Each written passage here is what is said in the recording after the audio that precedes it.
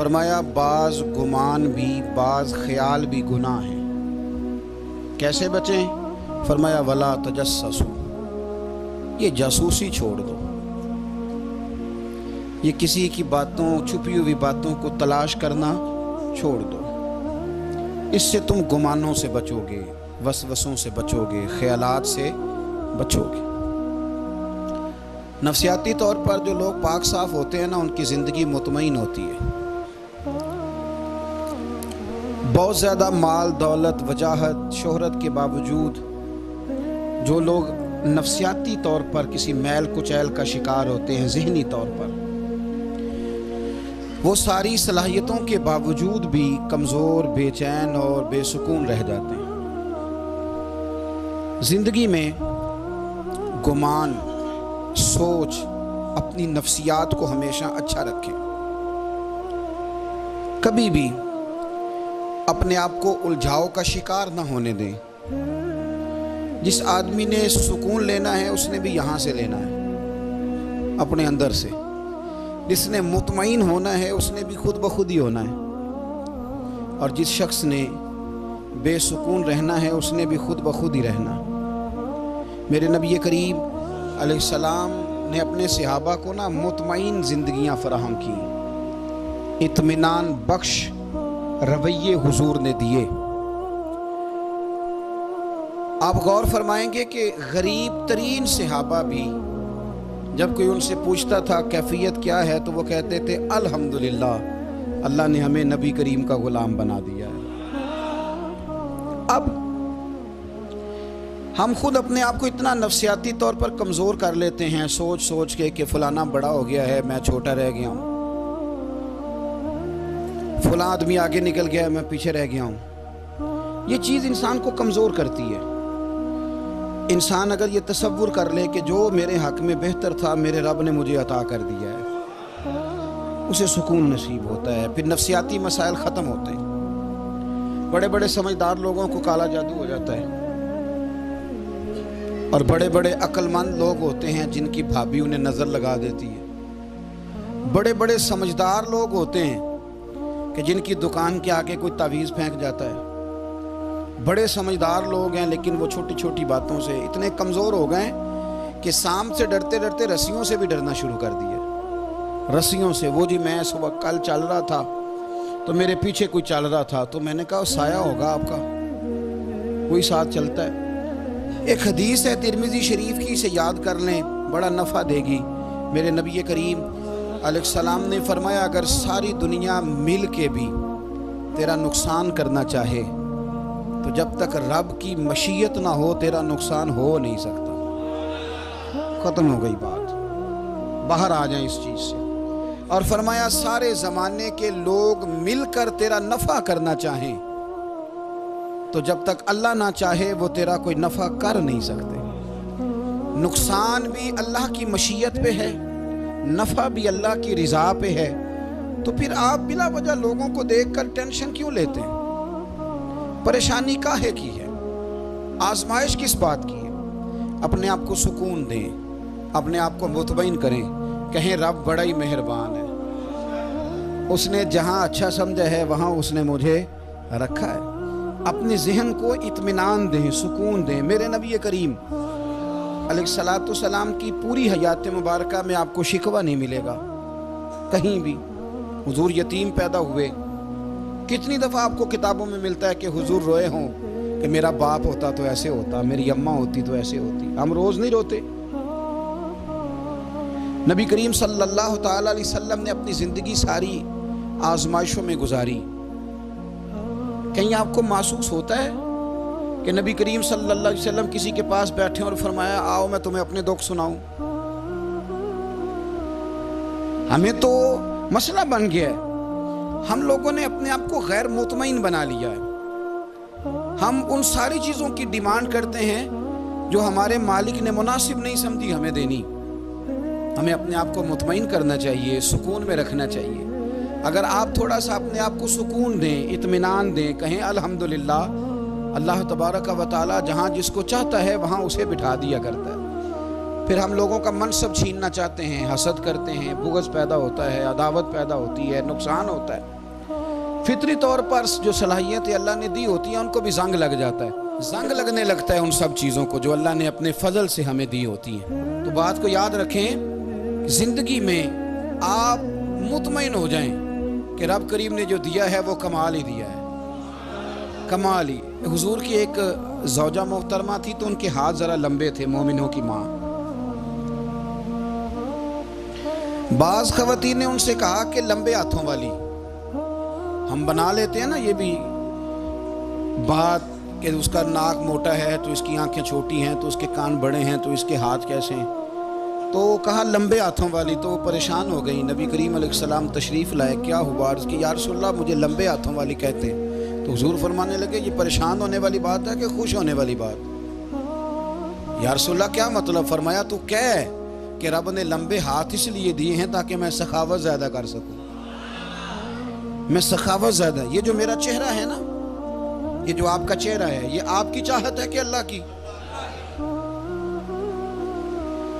فی ای صورت ما شاء رکبک، اللہ فرماتے ہیں جیسے میں نے چاہا ہے ویسے تجھے بنایا ہے۔ تو اگر میرا موٹا ناک، میری چھوٹی آنکھیں، میری بڑی آنکھیں، میرے چپٹے کان، یہ میرے تو نہیں، یہ تو میرے رب کی چاہت ہے۔ مجھے اپنے موٹے ہونٹوں سے نفرت کرنی چاہیے کہ اللہ کی چاہت سے پیار کرنا چاہیے؟ مجھے اپنے کالے رنگ پر پریشان رہنا چاہیے کہ رب کی چاہت پر مجھے پیار آنا چاہیے؟ ہم اللہ کی چاہت پر پیار کر، یہ چاہت ہے اللہ کی، یہ چاہت ہے، تو اللہ کی چاہت سے محبت کر۔ تو پریشان ہو رہا ہے، فلانے کا رنگ ہو رہا ہے تو میرا کالا ہے، فلانے کا مکان بڑا ہے تو میرا چھوٹا ہے، فلاں بڑی گاڑی میں کیسے بیٹھ گیا؟ بھئی اللہ نے چاہا تھا بیٹھ گیا، اللہ نے میرے لیے سائیکل پسند کی ہے، مجھے الحمدللہ کہہ کے سائیکل پہ بیٹھنا چاہیے، اس نے پسند کی ہے، اس کی رضا ہے کہ میں یہاں رہوں۔ تو ایک بات تو یہ ہمیشہ یاد رکھیں کہ آپ اپنے آپ کو مطمئن کریں، زندگی میں سکون دیں۔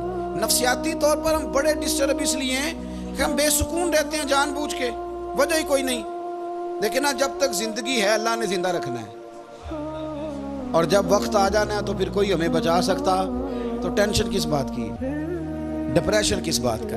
ایک بات۔ دوسری بات یہ کہ دوسروں کی نفسیات کا بھی تھوڑا تھوڑا خیال کریں۔ ہم پتہ کیا چاہتے ہیں؟ سارے میرے مطابق چلیں، پھر نفسیاتی مسائل پیدا ہوتے ہیں۔ میرے ساتھ اگر 100 بندہ پیار کرتا ہے تو ان کے مطالبے الگ الگ ہیں۔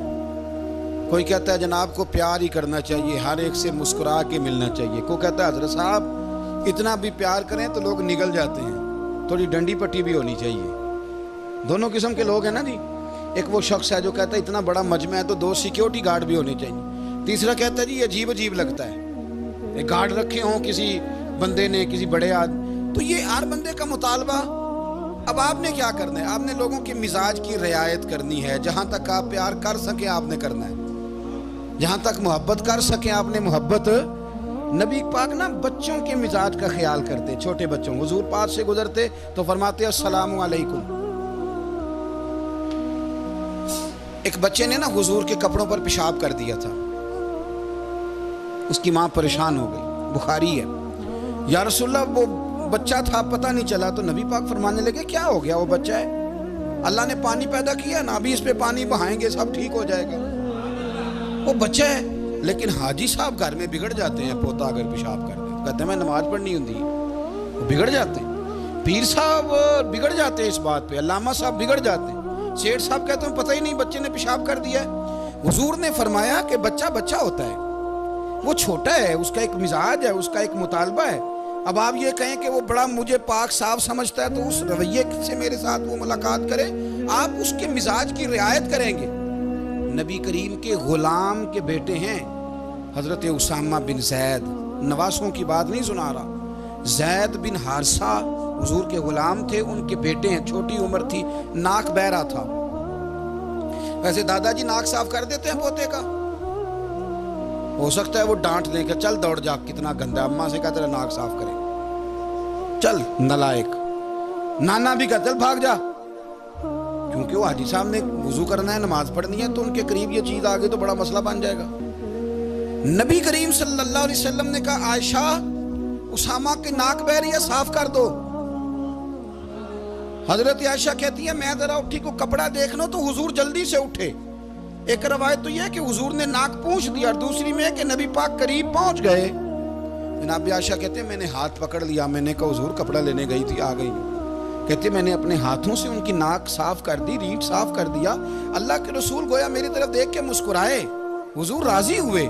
بچے تو بچے ہوتے ہیں، بچے تو بچے ہوتے ہیں۔ اب آپ کو بچہ حاجی صاحب مانے، پہلے نمازی صاحب مانے، آپ کو پہلے بچہ جو ہے وہ بڑا سیاںہ مانے، سمجھدار مانے، عقل مند مانے، پیر صاحب مانے۔ چھوٹا بچہ تو وہ نہیں مان سکتا۔ آپ اس کی نفسیات کے مطابق اس کے ساتھ چلیں۔ آپ رویہ وہ رکھیں کہ وہ بچہ ہے، وہ چھوٹا ہے۔ حضور بچوں کے پاس سے گزرتے تھے تو انہیں سلام کہتے تھے۔ آپ بھی کہتے ہیں، آج سے کہیں گے؟ حضور گزرتے چھوٹے کہتے السلام علیکم۔ اور نبی پاک صلی اللہ علیہ وسلم کبھی کبھی نا بچے کھیل رہے ہوتے تو حضور بیٹھ جاتے، فرماتے یار میرے سینے سے تو لگو۔ حضور زمین پہ بیٹھ جاتے، بچہ یوں ہاتھ پہ، بچہ دوڑا آتا، حضور کے سینے سے جب لگتا تو نبی پاک گر جاتے اور فرماتے اوئے ہوئے تم نے تو مجھے گرا ہی دیا ہے۔ یہ بچوں کے ساتھ آپ جو رویہ رکھیں گے وہ میٹھا ہوگا۔ اب آپ کہیں گے چونکہ اب میں ایک عہدے پہ ہوں، میں ایک منصب پہ ہوں، تو یہ آپ کی نفسیاتی کمزوری ہے۔ پھر کیا ہوتا ہے، بچوں کو ڈانٹ کے رکھا جاتا ہے، بے جا ڈانٹ ڈپٹ، بے جا سختی، اور بے جا ان کے ساتھ رویے، اور ان کے ساتھ بڑی عجیب و غریب قسم کی جو ہے وہ ہماری جو ہے وہ گھٹن گیپ آ جاتا ہے بچوں کے درمیان۔ بچے، میں کہا کرتا ہوں، پھر بچے ہمیں دکھ نہیں سناتے، وہ پھر غلط آدمی کو دوست بناتے ہیں، پھر اس غلط آدمی کو اپنی بات بتاتے ہیں، غلط آدمی رازدار بن جاتا ہے۔ آپ ان کی نفسیات کے مطابق ان سے پیار کریں، انہیں ٹائم دیں۔ آپ دیکھیں یہ کیا سوچتے ہیں، کیا کہتے ہیں، کس طرح کا ان کا رویہ ہے بچوں کے ساتھ۔ پھر نوجوان جب کوئی ہو جاتا ہے تو اس کی سوچیں جوان ہو جاتی ہیں۔ نوجوانوں سے معذرت کے ساتھ نبی پاک علیہ السلام نے نوجوانوں کی حکومت سے پناہ مانگی، نوجوانوں کی حکومت سے پناہ مانگی ہے، اس لیے کہ نوجوان بڑی جلدی پیار بھی کرتا ہے اور بڑی جلدی نفرت بھی کرتا ہے، سوچیں مضبوط نہیں ہوتی۔ نوجوان آدمی، جوان آدمی، بکھری ہوئی سوچیں ہوتی ہیں۔ میرے رسول کریم صلی اللہ علیہ وسلم نوجوانوں سے ان کے مزاج کے مطابق ڈیل کرتے تھے، ان کی طبیعت کے مطابق ان کی ذہن سازی کرتے تھے۔ ہم نہ جوانوں کو وقت نہیں دیتے، ہم مطالبہ کرتے ہیں نوجوان سے کہ وہ ہے نوجوان، باتیں بوڑھوں والی کرے۔ اگر جوانی میں بوڑھوں والی باتیں کرے تو پھر تو شیخ سعدی کہتے ہیں سارے بوڑھے چھوڑ کے اس نوجوان کے پاس بیٹھو، اس کے پاس فیض زیادہ ہے۔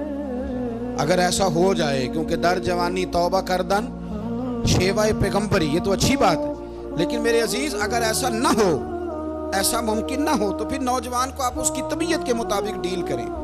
آپ اس کی سوچ دیکھیں، اس کا رویہ دیکھیں، اس سے پیار کریں۔ نبی کریم علیہ السلام کے پاس ایک نوجوان داخل ہوا، اندر داخل ہوتے ہی اس نے فٹافٹ ایک بات کر دی، کہنے لگا یا رسول اللہ مجھے زنا کی اجازت دے دیں۔ میرے جذبات بہت بھٹک گئے، میں روک نہیں سکتا۔ ہمارے ہاں ہمارے گھر میں کوئی فون کرے تو ہم غیرت مند بن جاتے ہیں۔ میری غیرت کو گوارا نہیں کہ کوئی میرے گھر میں فون کرے، اور اگر میں کسی کے گھر میں فون کروں تو پھر غیرت کدھر گئی؟ پھر بھی آپ غیرت مند نہیں صاحب، پھر بھی آپ غیرت مند نہیں۔ اگر آپ کسی کے گھر فون کرتے ہیں تو آپ غیرت مند نہیں، تو یاد رکھیں اگر آپ یہ حرکت کر رہے ہیں تو پھر آپ کو بھی تھوڑا احساس ہونا چاہیے نا۔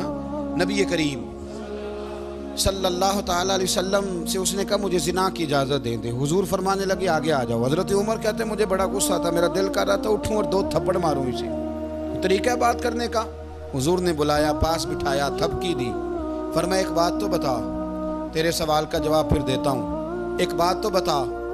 یا رسول اللہ صلی اللہ تعالی وسلم ارشاد فرمائیے۔ حضور فرمانے لگے تو پسند کرتا ہے کہ تیری بہن کے ساتھ کوئی زنا کرے؟ پسند کرتا ہے تو کہ تیری بہن کے ساتھ کوئی زنا کرے؟ کہنے لگا حضور میں بات بھی سننا پسند نہیں کرتا۔ تیری بیٹی کے ساتھ؟ کہنے لگا حضور زبان اس کی کھینچ لوں گا جو یہ بات کرے گا۔ کہا تیری ماں، تیری پھوپھی، خالہ کا؟ حضور خبردار، کسی بندے کو میں اجازت نہیں دوں گا۔ تو رسول کریم فرمانے لگے جس سے تو زنا کی اجازت مانگ رہا ہے وہ بھی تو کسی کی بہن ہے نا۔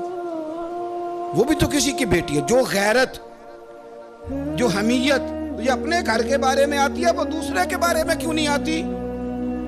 جب نبی کریم نے اس نوجوان کو اس کے مزاج کے مطابق سمجھایا تو اس کی آنکھوں میں آنسو آ گئے.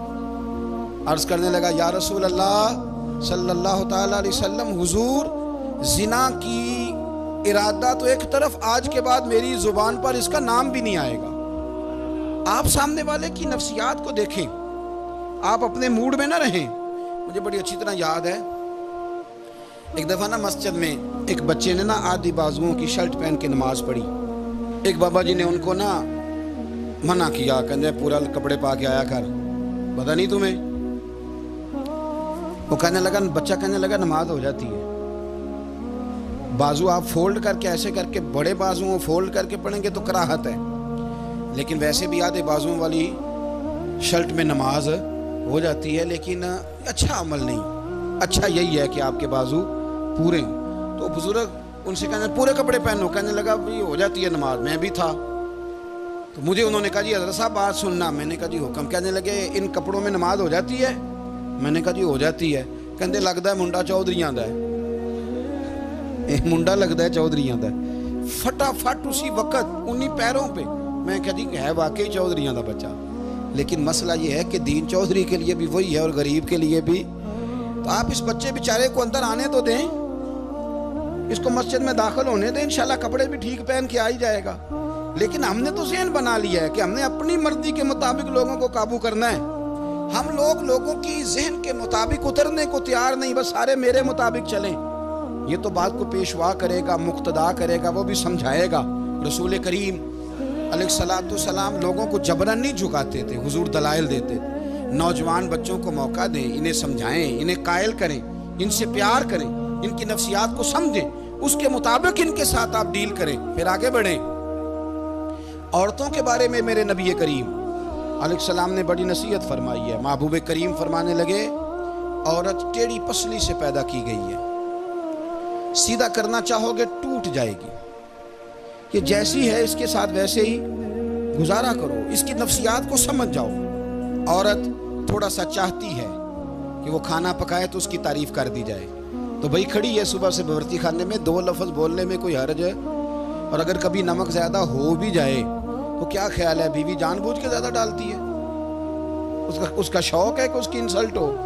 ہمارا رویہ اتنا سخت ہوتا ہے، بعض اوقات اتنا تکلیف دہ ہوتا ہے کہ اس سے جذبات کو ٹھیس پہنچتی ہے، مزاج میں خرابی آتی ہے. تھوڑی تعریف دیکھیں، عورت چاہتی ہے تھوڑا سا کہ میرے خاندان والے، میرے سسرال والے میری تھوڑی عزت کریں. تو وہ اگر سارا کچھ چھوڑ چھاڑ کے آ گئی ہے تو جس طرح ہم اپنی بیٹی کے لیے ذہن رکھتے ہیں عزت کا، اگر تھوڑا اس کے لیے بھی بنا لیں گے تو میرا خیال ہے کوئی حرج والی بات. ہم نا لوگوں کا خیال رکھنے کی بجائے لوگوں کو چڑھاتے ہیں. ناراض تو نہیں ہو جائیں گے آپ؟ نہیں، رہن دینے لگتا ہے تو ہو جانا ہے. بھائی چڑھاتے ہیں لوگ. کسی نے کہہ دیا نا کہ یہ میرے گھر نہ آئے آج کے بعد، باپ نے بیٹے کو کہہ دیا یہ تیرے رشتہ دار نہ آئے، وہ کہتا ہے تو سویرے ضرور آئی، ویکھاں گا تینوں کیڑا ڈکدا ہے، آنا صبح. وہ کسی نے کہہ دیا نا اس گلی سے نہ گزرنا، کہنا میں ابھی گزروں گا، تو دیکھ لے جو تو نے کرنا. ہم لوگوں کی نفسیات کے بلکہ پتہ چل جائے نا فلانے کو فلان چیز بری لگتی ہے، اس کو لوگ زبردستی کرتے ہیں، چڑھاتے ہیں، نفرتیں پیدا کرتے ہیں، اس کے اندر غرور لاتے ہیں، مزاج کے اندر چڑچڑاپن پیدا کر دی. یہ کام نہ کریں. آپ اپنے لیے کیا گراؤنڈ بنا رہے ہیں کہ لوگ آپ سے نفرت کریں، لوگ تکلیف دیں آپ کو. یہ نوجوان بچے کسی نے ہارن دے دیا گاڑی کا تو آپ اس نے گاڑی پیچھے کرنی نہیں، وہ ماں بدولت کو ہارن بجا دیا ہے. یہ مہذب قوموں کا یہ رویہ نہیں ہوتا. یہ تو وہ قومیں ہیں جو مطلب بڑی تنگ ہیں اپنے آپ سے. یہ بڑے آوازار لوگ ہیں. ٹھنڈے رہیں، میٹھے رہیں، پیار کریں، دوسروں کے جذبات کا احساس کریں. نبی کریم صلی اللہ تعالیٰ علیہ وسلم نے ایک دن حضرت عائشہ صدیقہ سے کہا عائشہ تیرے ساتھ ایک بات نہ کروں، حضور کریں. فرمایا جب تو ناراض ہوتی ہے تب بھی مجھے پتہ چل جاتا ہے، اور جب تو راضی ہوتی ہے تب بھی مجھے خبر ہو جاتی ہے. اتنا دھیان رکھتے ہیں خامن گھر میں کہ اب اس کی پوزیشن کیا ہے اور اب یہ کیا سوچتی ہے اور کس بات پہ اس کو جو ہے وہ ناراضگی ہوتی ہے. مجھے جب تو راضی ہوتی ہے تب بھی پتہ ہوتا ہے ناراض. تو حضرت عائشہ کہتی ہے نہیں حضور ایسی تو بات ہی کوئی نہیں، آپ بتائیں. تو حضور فرمانے لگے جب میں کسی اور زوجہ کے پاس تھوڑا وقت گزار لیتا ہوں زیادہ اور جب میں آتا ہوں تو ناراض ہوتی ہے. یا رسول اللہ آپ کو کیسے پتا؟ فرمایا بتاؤں؟ حضور بتائیں. فرمایا اس وقت جب تو قسم اٹھاتی ہے تو کہتی ہے لا و رب ابراہیم، مجھے ابراہیم کے رب کی قسم. اور جب تو مجھ سے راضی ہوتی ہے تو کہتی ہے لا و رب محمد، مجھے محمد کے رب کی قسم. تو پھر حضرت ابراہیم کا نام لے کے حضرت عائشہ کہنے لگی محبوبہ قربان جاؤں، بات بالکل ٹھیک ہے. ایسے ہی ہے یا رسول اللہ، بالکل ایسے ہی ہے. جب تھوڑی خفگی ہوتی ہے تو میں یہ کام، تو حضور تو لوگوں کے مزاج کا خیال کرتے تھے. نبی کریم کو تو پتہ ہوتا تھا، لیکن ماں بدولت کہتے ہیں سارے میری مرضی کے مطابق چلیں. ہاں میں نے زندگی میں یہ تجربہ بھی کیا ہے کہ آپ لوگوں کا خیال رکھنے لگ جاتے ہیں تو لوگ خراب بھی ہو جاتے ہیں، اس میں کوئی شک نہیں. وہ سمجھتے ہیں شاید میری ضرورت بڑی ہے. نا یہ بات نہیں بھائی، بات کچھ اور ہے. حضور رحمت اللہ للعالمین ہے نا، تو کافر ہے یا منافق ہے، حضور کی تو ڈیوٹی ہے پیار کرنا. لیکن کافر کو تو چاہیے نا کلمہ پڑھے، منافق کو تو چاہیے نا مومن بنے. او بھائی میں نے کہا وہ بزرگ ہیں، ان کی ذمہ داری ہی پیار کرنا ہے، وہ جو بھی جائے گا اس سے. لیکن تو بتا تو نے پیار میں سے سیکھا کیا ہے، لیا کیا ہے، تیرے اوپر اثر کیا ہے. پیار کرنا، شفقت کرنا اور ہے، یہ جملہ میرا یاد رکھنا. پیار کرنا کسی سے اور ہے اور اس سے راضی رہنا یہ بات اور ہے. کسی پر شفقت کرنا اور ہے اور اس بندے سے راضی رہنا یہ آپ دیکھیں کہ وہ راضی ہے آپ سے کہ نہیں، کہ خالی پیار ہے، خالی شفقت ہے. شفقت تو مجبوری ہے، کرنی ہے. تو میرے عزیز یاد رکھیں نبی کریم تھوڑا تھوڑا خیال کرتے، دیکھتے بندہ اس کے مزاج کے مطابق. دیہاتی آتا تو حضور اس کا بھی خیال کرتے. حضرت ظاہر دیہاتی تھے، وہ آتے تھے ترکاریاں لے کے گاؤں سے. نبی کریم صلی اللہ علیہ وسلم پیار کرتے تھے. وہ کئی دفعہ عجیب و غریب باتیں بھی کرتے تھے، حضور محبت سے پیش آتے تھے. آپ سامنے امام حسن کے پاس ایک بندہ ہے، بڑی مزیدار بات داتا علی اجویری نے لکھی، مجھے پڑھ کے بڑا ہی مزہ آیا اور سمجھ بھی آئی کہ اہل بیت نبوت کی اصل مخالفت کون کرتا ہے. ایک شخص آیا تو اس نے آ کے نا معاذ اللہ حضرت مولا علی شیر خدا کو، معاذ اللہ ثم معاذ اللہ، امام حسن کے والد کو برا بلا کہا. پھر امام حسن کو کہا، وہ برا بلا کہتا جا رہا ہے، امام حسن مسکراتے جا رہے ہیں، ہنستے جا رہے ہیں. انجوائے کرنے کا آپ کا موڈ بن جائے تو سب کچھ انجوائے ہو سکتا ہے، لیکن اگر آپ نے مرچیں دانتوں کے نیچے رکھ کے اچھی طرح چبا لی ہوں اور کانوں سے بھی دھواں نکل رہا ہو تو پھر تو بھائی کوئی چیز بھی انجوائے نہیں ہوتی. پھر تو قصور یہ ہے کہ مرچیں نہیں چبانی تھی، آپ نے اپنا مزاج خود بڑا کڑوا کر لیا ہے، وہ کیسے کام چلے گا. وہ آیا تو اس نے آ کے نا امام حسن کو، آپ کے والد کو معاذ اللہ ثم معاذ اللہ نقل کفر نہ باشد برا بلا کہا. وہ کہتا جا رہا ہے، امام صاحب ہنستے جا رہے ہیں. جب وہ تھک گیا تو امام حسن فرمانے لگے روٹی کھانی ہے، بھوک تو نہیں لگی ہوئی؟ کہنے لگا بڑی لگی ہوئی ہے. فرمانے لگے اس کو روٹی کھلاؤ. اس کو روٹی کھلائی. فرمایا تیرا حال؟ کہنے لگا بڑا غریب ہوں. ایک پیالے میں چاندی بھر کے امام حسن نے اسے دی اور جب اس کو دے دی نا تو غور سے چہرہ دیکھنے لگا. کہنے لگا آپ کا حلم دیکھ کے، سخاوت دیکھ کے مجھے یقین آ گیا ہے کہ آپ واقعی خون رسول ہیں. امام صاحب فرمانے لگے یہ بیچارہ اصل میں تنگ ہے اپنی زندگی سے، اصل اس کا حال کوئی نہیں، تو میرے ساتھ یہ حرکتیں کر رہا ہے. تو یہ آپ سمجھیں اس بات کو، کچھ لوگ بیچارے ویسے ہی تنگ ہوتے ہیں، پریشان ہوتے ہیں، ویسے ہی بلا وجہ معاملہ ہی کوئی نہیں. امام حسن رضی اللہ تعالیٰ عنہ نے ہمیں سبق دیا ہے. وہ علامہ اقبال کہتے ہیں کہ ایک مولانا نا میرے سامنے نا ایک بھوکے آدمی کو سامنے بٹھا کے تو حدیث پاک کا درس دے رہے تھے. بندے کو بھوک بڑی لگی ہوئی تھی، وہ درس دیتا جا رہا ہے. تو اقبال کہتے ہیں میں نے اسے کہا کہ فاقہ کش کو درس شریعت سے کیا غرض، اس کے شکم کی آگ کو تو روٹی چاہیے، بھائی اسے روٹی کھلا، اسے تیری کوئی سمجھ نہیں آ رہی، تو بھوک لگی ہوئی ہے، پہلے کھانا کھلا لے پھر ذرا اس کے ہوش ٹھکانے آئیں گے، پھر اسے دین کی بات بتانا. ہم لوگوں کا ذہن نہیں سمجھتے کہ بندہ کس قسم کا ہے. سارے ہی صحابہ حیا والے تھے، سارے ہی اکرام والے تھے، پر حضور سید عالم صلی اللہ علیہ وسلم کی پیاری زوجہ حضرت عائشہ صدیقہ رضی اللہ تعالیٰ عنہ فرماتی ہیں کہ میں حضور کے گھر میں پردے کے پیچھے دیکھ رہی تھی، نبی کریم آرام فرمائے تو حضور کی نا تہمت مبارک پنڈلیوں سے ذرا اونچی ہو گئی، پنڈلیوں سے ٹخنوں تک مرد کا چھپا ہوا ہو تو وہ جائز ہے، اس سے نیچے ننگا نہیں کرنا چاہیے، اوپر اس سے ٹخنوں سے اوپر، نیچے ہو بھی جائے تو خیر ہے. حضور کی پنڈلیاں نا تھوڑی سی چادر ہٹی ہوئی تھی، پنیاں کہتے ہیں ہم پنجابی میں، پنڈلیوں سے ذرا چادر ہٹ گئی، حضور لیٹے رہے، آرام فرما رہے۔ فرماتی ہیں باہر دستک ہوئی، حضور نے فرمایا کون ہے؟ عرض کی ابو بکر صدیق یا رسول اللہ، اجازت ہو تو حاضر ہو جاؤں؟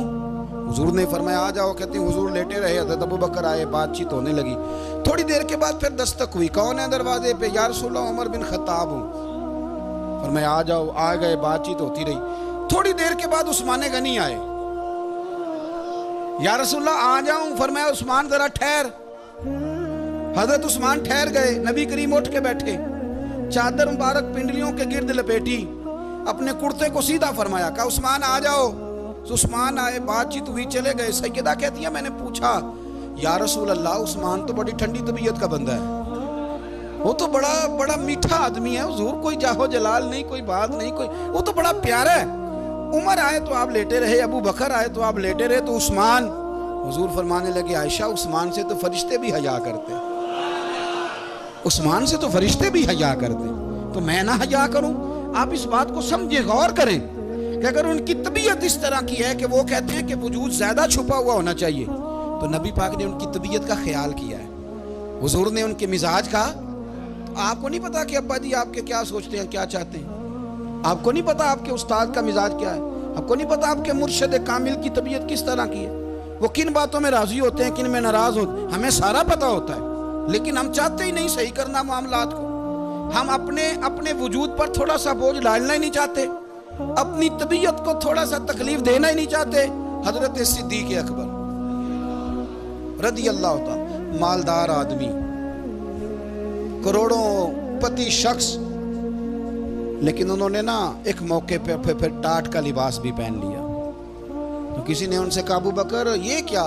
فرمانے لگے نبی کریم کو، میرے آقا کو غریبی پسند ہے، تو ابو بکر غریب بن گیا ہے۔ ختم ہو گئی، جے سونا ہی میرے دکھ وچ راضی تے میں سکھ نو چلے ڈاواں، ٹھیک ہو گئی بات۔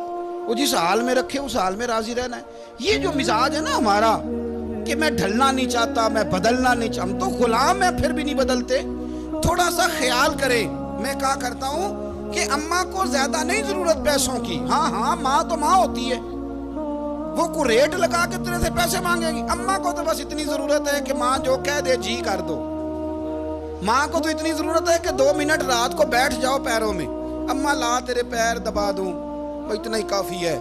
وہ کہے گی اوہ میرا پتر بڑا چنگا، اللہ وہی انج دی اولاد سارے نو دے وے، او بھائی ایسے کر دے۔ وہ تو سویرے پورے محلے کو، ابا جی کو کوئی نہیں ضرورت تیرے پیسوں کی، ہاں نا، ان کو تو ضرورت ہے تو کبھی کبھی تو ان کو موٹر سائیکل پہ بٹھائے اور کہ ابا جی منڈی جانا تھا، میرا دل تھا کٹھے چلیں گے، آئیں ذرا پیار سے چلتے ہیں، کبھی ان سے پیار کرے، کبھی کہے ذرا کندھے نہ دباؤں۔ وہ یارو اس کی ضرورت ہے، نہیں ضرورت مرشد کامل کو کسی کے پیسوں کی، نہ اللہ جانتا ہے جو کامل آدمی ہوتا ہے اسے ضرورت ہی نہیں ہوتی، اسے تو اتنی ضرورت ہوتی ہے کہ اس نے کہہ دیا سیانے بن جاؤ تو سیانے بن جاؤ، اس نے کہہ دیا نیک ہو جاؤ تو نیک، اس نے کہا ہے کہ آج آ جانا تو پھر، اور نہ یار کہاں ضرورت ہے تیری، میں اتنا ہی بڑا۔ ہم لوگ دوسروں کے بارے میں سوچتے ہی نہیں، بس میں مجھے سکون دو، میرے مطابق ڈھل جاؤ، میری بات کرو، اور نہ یارو میرے رسول کریم، میرے نبی رحمت سرور دو عالم صلی اللہ علیہ وسلم دوسروں کا خیال کرتے، ان کے مزاجوں کا خیال کرتے، ان کی طبیعت کا خیال کرتے، ان کے معاملات کو دیکھتے۔ میرے رسول پاک علیہ السلام تو دیکھتے کون شخص کس طرح کا ہے، کس رویے کا ہے، کس انداز کا ہے، اس کو اس کے مطابق عزت دیتے، وقار دیتے، نواز دیتے، اس شخص کا اس طرح کا اکرام کرتے۔ میرے نبی کریم صلی اللہ علیہ وسلم فرماتے ہیں میں نے معراج کی رات میں نے جنت میں ایک محل دیکھا، میرا دل کیا میں اندر سے جا کے دیکھوں، پر اس کے دروازے کے قریب گیا تو عمر فاروق کا نام لکھا تھا۔ فرماتے ہیں میں نے کہا عمر ذرا طبیعت کا سخت ہے، اس نے کہنا ہے قانون یہ ہے کہ پہلے اجازت لو پھر کسی کے گھر جاؤ۔ چلو ہم نہیں جاتے، عمر سے پوچھ کے چلے جائیں گے، گھر جو عمر کا ہے۔ نہیں آپ کو سمجھ آئی میری بات؟ یار نہیں سمجھے، جن کے قدموں کے صدقے گھر ملا ہے، اگر وہ یہ خیال کرتے ہیں کہ سامنے والے سے پوچھ لینا چاہیے، نہیں آپ نہیں سمجھے۔ او بھائی جن کے برکت سے وہ مکان ملا ہے، اگر وہ مزاج کا اتنا خیال رکھتے ہیں تو پھر مزاج رسول کا بھی تو خیال ہونا چاہیے نا۔ پھر مزاج سنو، پھر نبی کریم صلی اللہ علیہ وسلم واپس آئے، حضور نے بتایا وہ عمر تیرا مکان بڑا پسند ہے یار، میں اندر جانے لگا تھا، دروازے پہ حور بھی بیٹھی تھی، جانے لگا تھا اندر، تو وہ نا میں اس لیے نہیں گیا کہ عمر قانون کو بڑا پابند ہے، اس نے کہنا ہے کہ قانون تو اجازت لے کے جاؤ، حضرت عمر رو پڑے، عرض کرنے لگے حضور میں کہاں اور جنت کا مکان کہاں، مختصر سی میری کہانی ہے، یہ جو بھی ہے آپ کی مہربانی ہے۔ تو حضرت عمر رو پڑے، لیکن میرے رسول کریم صلی اللہ علیہ وسلم اب اتنا حضور خیال کرتے تو جناب عمر پتہ کون تھے؟ جرت نہیں تھی کسی مائی کے لال کی کہ عمر کے سامنے کھڑا ہو سکے، ہاں جس کے سامنے شیطان نہ ٹھہر سکے، نکل جاتا ہے شیطان بھی، لیکن صحابہ کہتے ہیں جب کبھی حضور کے چہرے پہ شکن آتی تو اتنا وجود ہم نے کسی کا کامتے نہیں دیکھا جتنا عمر کانپا کرتے تھے، کب کبھی طاری ہوتی تھی، وہ دلیر میں کہیں اور ہوں، یہاں تو میں غلام ہوں، یہاں تو میں نوکر ہوں، دعا منگیا کرو سنگیو کتے مرشد نہ روس جاؤ، رو پڑتے۔ اور طریقہ کیا ہوتا؟